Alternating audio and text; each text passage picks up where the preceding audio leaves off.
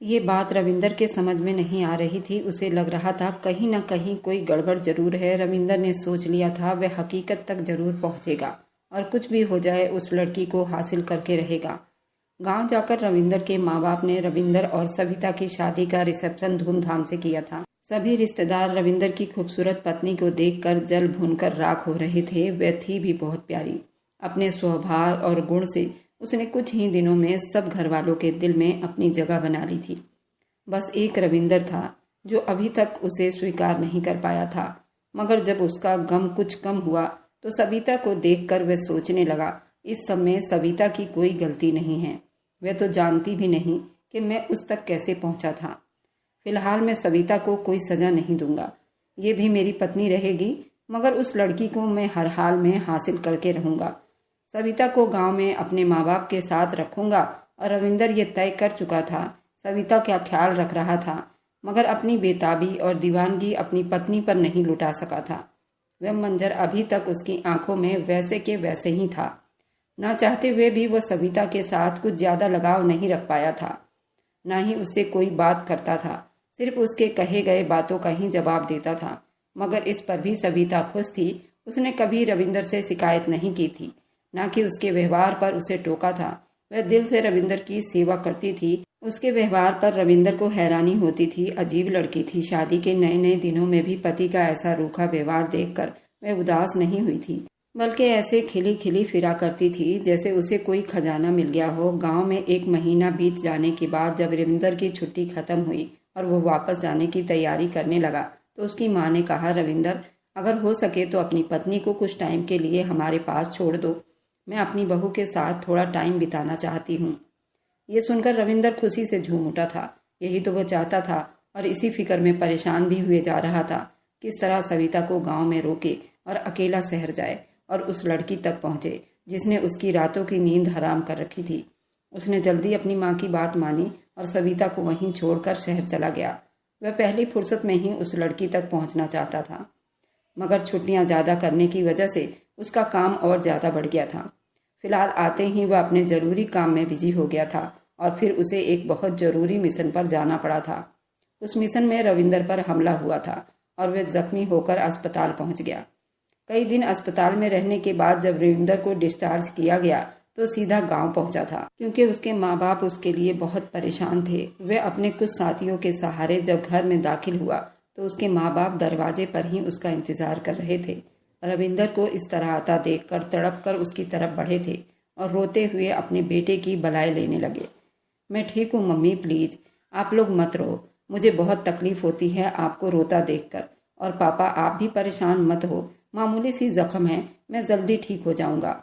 आप please mummy को समझाओ, ये तो मेरी जॉब है, इस तरह के जख्म आना बहुत मामूली बात है। आप लोगों को तो हिम्मत करनी चाहिए। अगर आप लोग इस तरह टूट जाओगे तो फिर मेरा क्या होगा? मुझे परेशानी होगी, मैं ठीक से अपनी ड्यूटी भी नहीं कर पाऊंगा। रविंदर की बात सुनकर उसके माँ बाप ने अपने आंसू साफ किए। सच में अपने परेशानी में वह डूबे बेटे को भी परेशान कर रहे थे। अपने बेटे को सहारा देकर अंदर लाए। सविता उसके पास आई और बहुत बेताबी से उसका हाथ थामकर भीगी आंखों से पूछने लगी, रविंदर आप ठीक तो है ना? आपको ज्यादा चोट तो नहीं आई? मुझे आपकी बहुत फिक्र हो रही थी। प्लीज आप अपना ख्याल रखा करो। मैं तुम बिन अधूरी हूँ। मैं आपको तकलीफ में नहीं देख सकती। मैं आपके लिए सूप बनाकर लाती हूँ, आप पियेंगे तो आपको बहुत अच्छा महसूस होगा। आपको दर्द हो रहा है ना? सविता ने एक ही सांस में कई सवाल कर लिए थे, जबकि उसकी बेताबी पर रविंदर थम सा गया था। उसकी परेशानी, आंखों की नमी रविंदर के दिल को अनोखे से एहसास दे रहे थे। वह उसकी पत्नी थी, उसकी फिक्र में घुले जा रही थी। और एक वो था कि ड्यूटी के बीच में भी उस अनजान लड़की को सोचता रहा। एक बार भी अपनी पत्नी के बारे में सोचने की हिम्मत तक नहीं की थी। माना वह अपनी मोहब्बत को नहीं भुला सका था, मगर ऐसा भी क्या था वह नामालूम मोहब्बत के जाल में फंसकर असली मोहब्बत को भुला दे। उसी पल रविंदर को खुद पर न जाने क्यों बहुत गुस्सा आया था। अपनी पत्नी बहुत प्यारी और दिल के करीब महसूस हुई थी।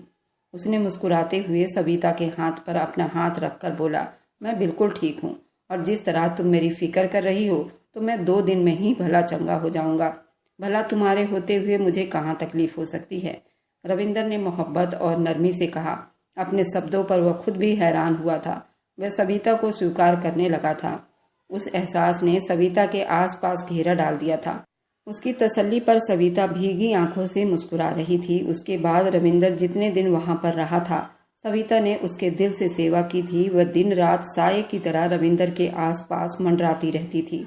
तब पहली बार हर सोच, हर इच्छा को छोड़कर थोड़ी देर के लिए भुलाना चाहता था और रविंदर सविता को जानना चाहता था। उसे महसूस हुआ उसकी पत्नी उसके दिल में अपनी जगह बना चुकी थी। वह उसे अच्छी लगने लगी थी। सविता के व्यवहार पर रविंदर हैरान था। उसने तो सविता को इतनी मोहब्बत नहीं दी थी, फिर वो इतनी बेताब दिख रही थी। यही बात एक दिन उसने सविता से कह भी दी। जब उसके पास बैठी थी, उसका बाजू दबा रही थी। मेरे ऐसे रूखे व्यवहार पर भी उसने कभी रविंदर से शिकायत नहीं की। सविता, तुम तो मेरी ऐसी फिक्र कर रही हो जैसे मैंने तुम्हें बहुत प्यार दिया हो। क्या तुम सच में इतनी अच्छी हो या मेरे सामने इतना अच्छा बनने की कोशिश करती हो? इस अचानक पूछे गए सवाल पर सविता ने पहले तो चौंक कर मुस्कुराकर बोली, ऐसी बात नहीं है। शुरू शुरू में परेशान हुई थी, मगर फिर मैंने जाना कि आपका शायद नेचर ही ऐसा है।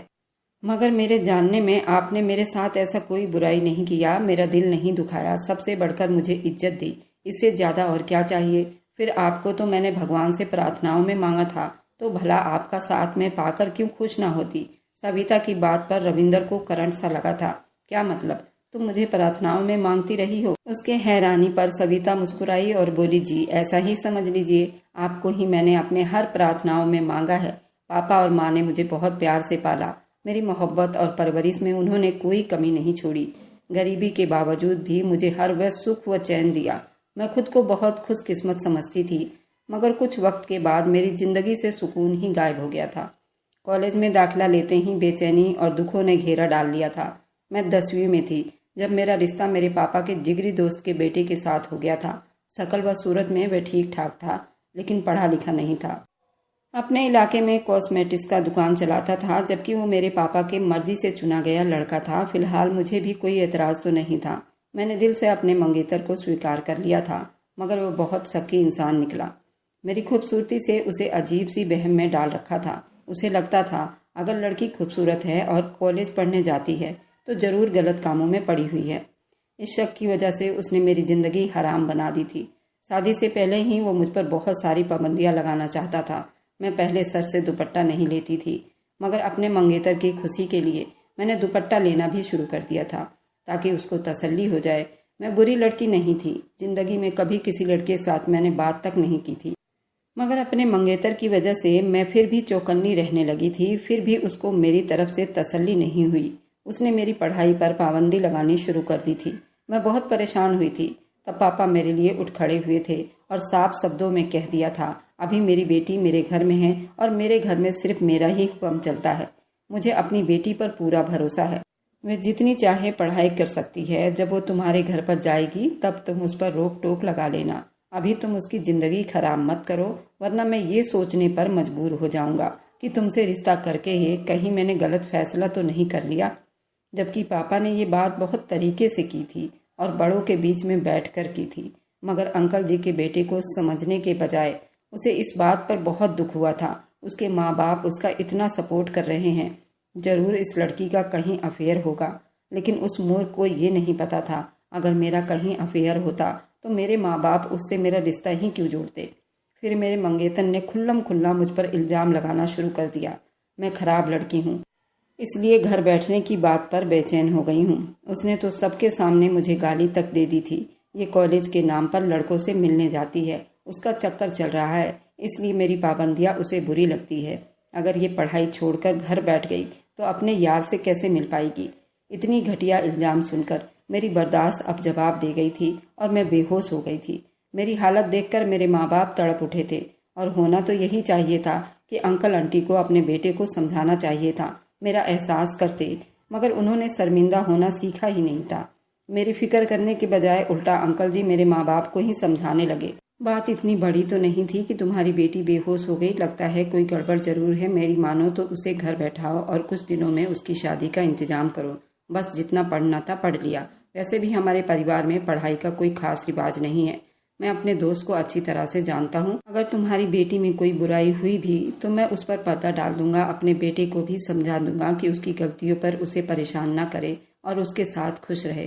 अंकल आंटी ने मेरे बाप पर एहसान किया था, मगर इस बात ने मेरे बाप को अंदर तक तोड़कर रख दिया था। उन्होंने वहीं खड़े खड़े मेरा रिश्ता खत्म कर दिया था। मेरी तबीयत संभलते ही वो मेरे माँ बाप अपना घर और दुकान आधे रेट में बेचकर शहर के सुनसान इलाके में सस्ता फ्लैट खरीदकर मुझे और माँ को लेकर वहाँ शिफ्ट हो गए, क्योंकि पापा जानते थे कि रिश्ता खत्म होने के बाद पूरे परिवार वालों ने मेरा जीना हराम कर देना है और कुछ न करते हुए भी मैं मुजरिम बन जाऊंगी। शहर जाने के बाद मेरे सारे परिवार वालों ने हम लोगों से संबंध खत्म कर लिया था। वह जो कोई दूर दराज के रिश्तेदार जान पहचान वाले लोग थे, उन तक भी मेरे रिश्ता टूटने की बात पता चल चुकी थी। इस सब ने मुझे बहुत दुखाया था। मैं बीमार रहने लगी। मेरी वजह से मेरे माँ बाप भी अपने परिवार वालों से छूट गए थे। मैं बहुत शर्मिंदा थी। अपने माँ बाप की उदासी का जिम्मेदार खुद को समझने लगी थी, मगर मेरे माँ बाप ने मेरा साथ नहीं छोड़ा। उन्होंने मुझ पर बहुत ध्यान दिया, मुझे समझाया कुछ खुदगर्ज रिश्तेदारों की वजह से हम अपनी ज़िंदगी खराब नहीं कर सकते। मुझे अपने ज़िंदगी में आगे बढ़ना चाहिए। अपने माँ बाप के लिए मैंने खुद को संभाल लिया था। अपनी पढ़ाई भी शुरू कर दी थी, मगर अपने माँ बाप की परेशानी को समझ रही थी। मेरे रिश्ते को लेकर वे दोनों बहुत परेशान रहा करते थे। उनको डर था कोई भी मेरा हाथ थामने को तैयार नहीं होगा। तभी मैंने भगवान से रो रो कर प्रार्थनाएं की और मेरे किस्मत में कोई ऐसा राजकुमार को भेज दो जिसे देखकर सबकी आंखें खुली की खुली रह जाए। और कुछ न बोल कर भी मैंने अपनी बेगुनाही साबित कर ली। मैंने अपने प्रार्थनाओं को बढ़ा ली थी। खासकर मैं सारे व्रत रखा करती थी और सारे पूजा पाठ करती और भगवान से प्रार्थना करती रहती। मुझे कोई आम आदमी नहीं बल्कि पढ़ा लिखा अफसर मिले, ऐसा आदमी मिले जिसे देखकर मेरे माँ बाप की आंखें ठंडी हो जाए और उनकी सारी तकलीफों का बोझ एक झटके में उतर जाए। और देख लो, नतीजा आपके सामने है। जब आपका रिश्ता आया, मेरे माँ बाप को विश्वास ही नहीं हो रहा था कि उनकी बेटी को इतना अच्छा रिश्ता भी मिल सकता है। यही हाल मेरा था, मगर मुझे अपने भगवान पर पूरा भरोसा था। मुझे विश्वास था मेरा भगवान मेरी प्रार्थना जरूर सुनेगा और मेरी प्रार्थनाएं कभी रद्द नहीं करेगा। जैसा आदमी मैं चाहती हूँ मुझे वैसा ही मिलेगा। इसलिए आपका साथ पाकर मैं बहुत खुश हूँ। आप मेरी प्रार्थनाओं का आशीर्वाद हो। आपके साथ मैं बहुत ज़्यादा खुश हूँ। आपने मेरी ज़िंदगी की सारी परेशानियाँ दूर कर दी है। आपने मुझे वो इज्जत दी जो पूरे परिवार में आज तक किसी आदमी ने अपनी औरत को नहीं दी होगी। जो परिवार वाले हमें पूछते तक नहीं थे, वे खुद ही अब मेरे माँ बाप के घर आने जाने लगे हैं। फिलहाल मेरे माँ बाप आम इंसान नहीं रहे, वह एक अफसर के सास ससुर बन चुके हैं। रविंदर दम साधे सविता की बातें उसका सच्चा चेहरा देख रहा था, जिस पर बहुत खूबसूरत मुस्कुराहट सजी हुई थी। उसे अपने बुरे व्यवहार पर बहुत अफसोस हुआ था, मगर वह अपने दिल का क्या करता जो अभी तक उस लड़की पर टिका हुआ था। किसी हाल में भी वह उसे भुलाने को तैयार नहीं था। और फिर अभी तक ये मामला भी हल नहीं हुआ था कि वह लड़की थी कौन और वह सविता के फ्लैट में क्या कर रही थी। ये लोग जरूर उससे कुछ छुपा रहे थे। रविंदर के दिल से उसके लिए बुराई खत्म नहीं हुई थी। वह अभी भी अपनी बात से पीछे नहीं हटा था। उस लड़की को अपनी जिंदगी में शामिल करेगा। फिलहाल सविता को भी अपनी पत्नी के रूप में स्वीकार कर चुका था। दुनिया में बहुत से आदमी मौजूद थे जिन्होंने एक साथ 2 शादियां कर रखी थी, तो रविंदर ने भी ऐसा कुछ सोच रखा था। वह अपनी दोनों पत्नियों के साथ अन्याय करना चाहता था, मगर अपनी मोहब्बत से पीछे हटना रविंदर के बस की बात नहीं थी। वह हर हाल में उस लड़की तक पहुंच जाना चाहता था। जब उसने वापस जाने की बात की तो उसके माँ बाप और सविता ने यह फैसला किया कि सविता भी रविंदर के साथ जाएगी। रविंदर ये बात सुनकर बड़ा परेशान हुआ था। वह अभी तक सविता को अपने साथ ले जाना नहीं चाहता था। कुछ सोचकर उसने एक बहाना खड़ा किया। अपने माँ बाप को कहने लगा, मेरी ड्यूटी है, मेरा जाना बहुत जरूरी है, मगर खतरा अभी टला नहीं है। ऐसे में सविता को अकेले घर में रखना ठीक नहीं होगा। मैं चाहता हूँ कुछ टाइम आप सविता को अपने पास ही रखो। जैसे ही समस्याएं संभल जाएगी मैं उसे अपने साथ ले जाऊंगा, मगर अभी मुमकिन नहीं। रविंदर की बात पर उसके माँ बाप बेचैन तो हुए थे, मगर उसकी बात समझ रहे थे। फिलहाल उसे तसल्ली हुई। उसके माँ बाप ने अपनी बहू को समझाकर अपने पास रोक लिया। शहर पहुंचकर उसने पहली फुर्सत में उस लड़की के बारे में जानने की ठान ली। उसने साथ ही उस फ्लैट के ऑनर से बात की। उसने एक टीम बनाई जो कि उस फ्लैट की हर बारीक जानकारी उसे दे सके। उसने कहा, सर आप बिल्कुल फिक्र मत करो, बल्कि ऐसा करना, अगर वह लड़की आपको दोबारा दिखे तो उसी वक्त मुझे बता देना। मैं पुलिस वाला बनकर जाऊंगा, उनके घर की तलाशी लूंगा। फिर हम उस लड़की को बरामद कर लेंगे और हकीकत सामने आ जाएगी। ये इतनी बड़ी बात नहीं है। रविंदर को यह आइडिया बहुत ही पसंद आया था। वह रोज घर आने के बाद छत पर जाता ताकि उस लड़की को देख सके, मगर इतने दिन बीत जाने के बाद भी वह लड़की नजर नहीं आई थी। रविंदर अब उसको अपना वहम समझकर भुलाने ही वाला था। तभी एक शाम कमरे की खिड़की खोलते ही रविंदर ने देखा उस फ्लैट के कमरे की लाइट जली हुई है। रविंदर तेजी से छत पर पहुंचा और देखा वही लड़की वहां मौजूद थी। उसने लाल रंग का सूट पहन रखा था और खूब सजी हुई थी। पूरे कमरे में डांस करती फिर रही थी। वह आज पहले से भी ज्यादा खूबसूरत लग रही थी। फिर उसने अचानक से खिड़की में आकर रविंदर की तरफ देखा और मुस्कुराई। रविंदर ने जल्दी अपने साथी को कॉल की जो पास ही मौजूद था और चौंका था। रविंदर के कॉल मिलाते ही वह जल्दी ही कुछ आदमियों के साथ पुलिस वाला बनकर उस फ्लैट में जा पहुंचा।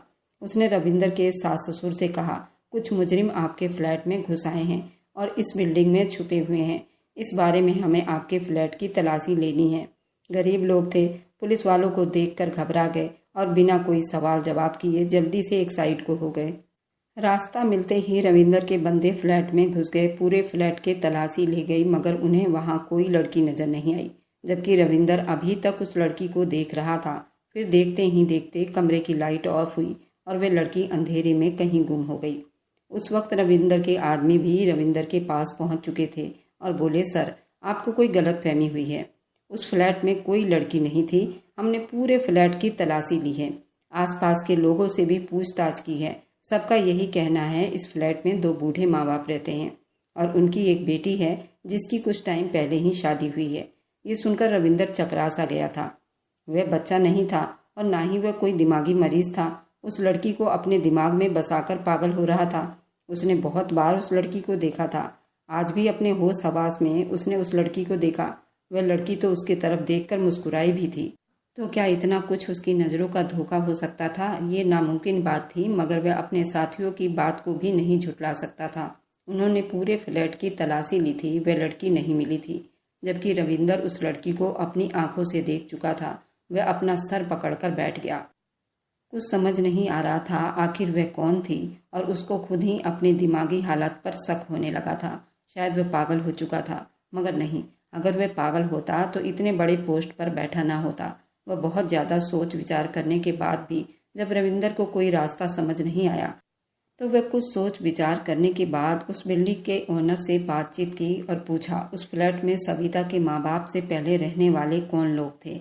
उस ओनर ने जल्दी रविंदर की मदद की और एक फैमिली तक पहुंचाया जो सबसे पहले ये फ्लैट लेकर शिफ्ट हुए थे और अभी तक वहीं थे। रविंदर उस आदमी से मिला, अपनी जॉब का बताया। उसने कहा, मैं इस बिल्डिंग के सामने वाले बंगले में रहता हूँ। मेरे घर के सामने जो फ्लैट है उधर मेरी जानकारी के हिसाब से 2 बूढ़े पति पत्नी और उनकी बेटी रहती है, मगर मैंने उस फ्लैट में एक और लड़की को भी देखा है और एक बार नहीं कई बार देखा है। यहाँ जितने भी पुराने फ्लैट में रहने वाले लोग हैं हर कोई उस लड़की के बारे में कहता है। इस बात ने मुझे और परेशान कर दिया। वहाँ के लोगों से और बातचीत करने के बाद पता चला। वह आदमी बोला, जी सर, मैं जानता हूँ, आपने जरूर उस लड़की को देखी होगी। वह लड़की हर किसी को नहीं दिखाई देती, मगर आपको नजर आई है। जरूर वह चाहती है कि आप उसके असलियत तक पहुँचे। असल में वह लड़की मर चुकी है और नजर आने वाली उसकी आत्मा है जो उस फ्लैट में भटकती फिरती है। जब ये बिल्डिंग बनी थी तो सबसे पहले मैंने ये फ्लैट लिया था। मेरे यहाँ शिफ्ट होने के बाद एक आदमी आया था उस फ्लैट में। उस आदमी ने एक लड़की खरीद कर लाया था। हम पति पत्नी निसंतान थे, बस अपनी जिंदगी पूरी करने के लिए यहाँ पर रह रहे हैं। मेरी पत्नी बहुत बातूनी थी। जब उसने देखा कि उस बिल्डिंग में एक लड़की भी रहने के लिए आ चुकी है तो उस लड़की से मिलने जा पहुंची थी। तब हमें मालूम हुआ था कि उस आदमी ने उस लड़की से शादी की थी, मगर उसे अपने घर नहीं ले गया था क्योंकि वह आदमी राजघराने से था। उनका परिवार ठाकुरों से संबंध रखता था। वह छुपाकर एक गरीब लड़की को अपनी पत्नी बना बैठा था, इसलिए वह अपनी पत्नी के साथ उस बिल्डिंग में शिफ्ट हो गया था। वह लड़की बहुत प्यारी थी। मेरी पत्नी बताती थी कि वह हर वक्त बिल्कुल खूबसूरत बनी सजी सवरी, बहुत चंचल और शरारती सी थी। उसे ठाकुर की पत्नी बनकर बहुत खुशी हुई थी। जरूर माँ बाप के घर में उसने बहुत गरीबी देखी होगी, मगर उसकी ये खुशी कुछ दिनों तक थी। उसके बाद उसके जिंदगी के बुरे दिन शुरू हो गए थे। कुछ यूँ था, कुछ लड़कों ने भी हमारी बिल्डिंग में फ्लैट लेकर रहना शुरू कर दिया था। कॉलेज के लड़के थे, सुबह को जाते शाम को वापस आते थे। बाकी टाइम अपने फ्लैट में रहकर खूब हल्ला गुल्ला करते थे। वे लड़के बहुत शरीफ थे और अपने काम से काम रखते थे, मगर उनके यहाँ आने से लड़की की जिंदगी बिल्कुल मुश्किल में हो गई थी। वह आदमी जो पहले बहुत शौक से उस लड़की को ब्याह कर लाया था उस पर शक करने लगा था उसको लगता था उसकी पत्नी कॉलेज के लड़कों के साथ चक्कर चला रही है और उनके लिए सस्ती संवरती है। उसकी पत्नी ने उसे अपने ऊपर विश्वास दिलाने की बहुत कोशिश की थी और वह कभी घर से बाहर नहीं निकलती थी और न उन लड़कों को जानती थी, मगर वह जालिम आदमी उसकी बात पर विश्वास करने को तैयार नहीं था। उसका शक इतना बढ़ गया था कि उसने अपनी पत्नी पर रोक टोक लगानी शुरू कर दी थी। उसके हंसने बोलने पर भी रोक लगा दी थी और घर से बाहर निकलना तो बिल्कुल ही खत्म कर दिया था। उस पर भी उसकी बस ना हुई। उसने अपनी पत्नी को मारना पीटना शुरू कर दिया और हर वह जुल्म किया जो अपनी पत्नी पर कर सकता था। उस बिल्डिंग में कुछ और फैमिली भी आकर रहने लगे थे। सब फ्लैट वाले उस लड़की की चीखों की आवाज सुना करते थे, मगर किसी में इतनी हिम्मत नहीं होती थी उस आदमी से पंगा ले सके, क्योंकि सभी को पता था ये कोई बहुत अमीर बाप का बेटा था और ऐसे आदमी के मुंह लगने से हर कोई कतराता था। उस लड़की की चीख पुकार से तंग आकर कॉलेज के लड़के उस फ्लैट को छोड़कर चले गए थे ताकि उस लड़की की जिंदगी में कुछ आराम आ सके। मगर उस जालिम आदमी का दिल शायद उस मासूम लड़की से अब भर चुका था। अब उसको वह फालतू की चीज लगने लगी थी, इसलिए वह लड़कों को चले जाने के बाद भी वह उस पर जुल्म करता रहा। फिर उसने अपनी पत्नी को पूरा कैद कर दिया और अपना आना जाना भी बहुत कम कर दिया। सुनने में आया था कि उस आदमी ने परिवार के कहने में आकर किसी और लड़की से भी शादी कर ली थी और ज्यादा टाइम अपनी दूसरी पत्नी के साथ रहने लगा, जबकि उस बदकिस्मत लड़की को तो बाहर की दुनिया से अलग कर दिया था। उसे अकेलापन और कैद ने उसके दिमाग पर बुरा असर डाला था। वह अपने होश हवास खोने लगी थी। कभी वह हंसती सजती संवरती अपने पति का इंतजार करती, फिर शाम होते ही चीख मार मार कर रोने लगती थी और कभी ऊंची आवाज में ठहाके लगाती थी, नाचती और गाती थी। उसकी बेबसी से हमारे दिल दुखते थे, मगर हम भी बेबस गरीब लोग थे। ऐसे जालिम अमीर आदमी का मुकाबला करने की हमारे अंदर हिम्मत नहीं थी। फिलहाल चुप्पी के साथ सभी फ्लैट वाले चुप रहे। फिर देखते ही देखते वो लड़की जिंदगी की बाजी हार गई। उसके मरते ही वह आदमी फ्लैट बेचकर यहाँ से चला गया। उसके बाद दोबारा उसे किसी ने यहाँ नहीं देखा, मगर उसके कुछ साल के बाद उस फ्लैट में से फिर से आवाजें आने लगी। हम सब बहुत हैरान हुए, क्योंकि वह फ्लैट अब बंद पड़ा था और वहाँ कोई नहीं रहता था। फिर उसके ऑनर उस फ्लैट को सविता के माँ बाप को बेच दिया था। ये जानकर रविंदर को बहुत झटका लगा था कि वे आवाज उसी लड़की की थी, कभी रोती हुई, कभी हंसती हुई और कभी गाना गाकर नाचती हुई। उसकी आवाजों से सब डर गए थे। वह आत्मा थी जो मरने के बाद भटकती फिर रही थी। बिल्डिंग में रहने वाले जितने लोग उस लड़की के बारे में जानते थे, उन्होंने आवाजों से घबराकर अपने फ्लैट बेचकर यहाँ से चले गए। एक हम लोग हैं जो अभी तक यहाँ पड़े हैं। हमें उन आवाजों से डर नहीं लगता था, बल्कि अफसोस होता है कि उस मासूम लड़की की जिंदगी खराब हो गई। इसी वजह से वह आज तक बेचैन है। आपको भी वही लड़की नजर आई होगी सर जी। वह डांस करती होगी, पूरे कमरे में झूमती फिरती होगी और कभी तो बहुत सस्ती संवरती भी होगी। हमने तो अब कुछ साल से उसकी आवाज़ बिल्कुल नहीं सुनी और ना ही यहाँ पर रहने वाले लोगों ने उसके बारे में कुछ जानने की कोशिश की, मगर वह आपको नजर आई है। उस आदमी की बात सुनकर रविंदर पत्थर का मूर्त बन चुका था। उसने कभी भी भूत प्रेत या आत्माओं जैसी कहानियों पर कभी विश्वास नहीं किया था, मगर अब जो कुछ हुआ था अपनी आंखों से देख चुका था और जो लोग उसे बता रहे थे, उसके बिना पर उसे इस बात पर विश्वास करना ही पड़ा था। वह सच में एक आत्मा थी, कोई भटकती आत्मा जो उसे नजर आ गई थी और उसे अपना दीवाना बना लिया था। उसकी जिंदगी के बारे में जानकर रविंदर को बहुत दुख हुआ था। उसे इस बात पर भी विश्वास हो गया था इस सच में कुछ लोग जिनकी जिंदगियों में परेशानी और दुख भरे होते हैं, वे मरने के बाद भी उन्हें चैन नहीं मिलता। रविंदर ने सोच लिया था वह अपने सास ससुर को इस बात के लिए मना लेगा। वे अपने घर में उस आत्मा के शांति के लिए हवन करवाएंगे तो उस लड़की के आत्मा को शांति मिल जाएगी, उसकी बेचैन आत्मा को शांति मिल जाएगी। उस लड़की की हकीकत जानकर रविंदर का दिल बहुत उदास हुआ था। वह तो उससे मोहब्बत करने लगा था, उसको अपने जिंदगी में शामिल करना चाहता था, मगर मालूम नहीं था कि अनजाने में एक आत्मा से प्यार कर बैठा था जिसका मिलना बिल्कुल नामुमकिन सी बात थी। उसे खुद पर शायद बहुत गुस्सा आया था। जिंदगी में पहली बार अपनी जल्दबाजी में किए गए फैसले पर पछतावा भी हुआ था। अगर पहले इस बारे में सारी छानबीन कर लेता तो उसे इतनी परेशानी नहीं उठानी पड़ती और शायद वह शादी नहीं करता। मगर फिर ये सोच कर खुश भी हुआ, उस आत्मा के चक्कर में ही उसे इतनी प्यारी खूबसूरत पत्नी मिली है। अगर रविंदर जल्दीबाजी में शादी ना करता तो सविता को अपनी जिंदगी में शामिल ना कर पाता। वह सारी जिंदगी शायद ऐसे ही प्रार्थनाएं करती रह जाती। आत्मा की वजह से उसे सविता तक पहुंचाया गया था और वह सविता से शादी करने के लिए बेताब हो गया था। उस आत्मा ने भी सविता के दिल का हाल जान लिया होगा। उसे अपने जैसी लड़की लगी होगी, इसलिए उसकी मदद करने का सोचा होगा। रविंदर को नजर आई होगी। वजह जो भी हो, फिलहाल ये बात तय थी कि सविता को उसके सब्र और प्रार्थनाओं का सिला मिला था। उसे वह आत्मा नजर आई थी और उस आत्मा को पाने के लिए रविंदर बेताब हुआ था। सविता से शादी कर बैठा था। अब समझ में आ गया था सविता उसके दिल में अपनी जगह क्यों बनाने लगी थी। ये भी तो भगवान की मर्जी थी, उसका सविता से दिल लगना। अगर वह जज्बाती होकर सविता को अपनी जिंदगी से बेदखल कर देता तो आज हाथ मलता रह जाता कि एक आत्मा के चक्कर में एक अच्छी और इतनी प्यारी खूबसूरत पत्नी से हाथ धो बैठता। रविंदर ने भगवान का धन्यवाद किया कि इस बार उसने जल्दबाजी और जोश से काम नहीं लिया, बल्कि समझदारी से काम लिया। सविता को भी अपने दिल में जगह दी और आज पछतावे और परेशानी से बच गया। सविता के घर में हवन करवाया गया था, लेकिन रविंदर ने आज तक सविता को असली हकीकत नहीं बताई थी। उसे लगता था कि मैं अगर सविता को अपनी हकीकत बता दूंगा तो सविता के दिल में उसकी जगह कम हो जाएगी। आप लोग बताएं, क्या मैं उस आत्मा के बारे में अपनी पत्नी सविता को बताऊंगा तो वह क्या मुझे स्वीकार करेगी या नहीं। और मेरी वीडियो जहां कहीं से भी आप लोग देखते हैं, कमेंट में अपने शहर और राज्य का नाम जरूर बताइए। मुझे आप लोगों के कमेंट पढ़ने में बहुत आनंद आता है और उन सभी का मैं बहुत बहुत धन्यवाद करना चाहती हूँ। जो लोग मेरी वीडियो को देखते हैं, लाइक करते हैं और शेयर करते हैं। अगर आपको आज की कहानी पसंद आई है तो वीडियो को जरूर लाइक कीजिएगा और अपने दोस्तों के साथ शेयर भी कीजिएगा। और हाँ, अगर आपने अभी तक हमारे चैनल को सब्सक्राइब नहीं किया है तो जरूर सब्सक्राइब कर लें। मिलते हैं हम अपनी कल की एक और नई दिलचस्प कहानी के साथ। मुझ पर सदा अपना प्यार और स्नेह बनाए रखें। सभी को मेरा प्यार भरा नमस्कार। दोस्तों, खुश रहें, स्वस्थ रहें, मस्त रहें।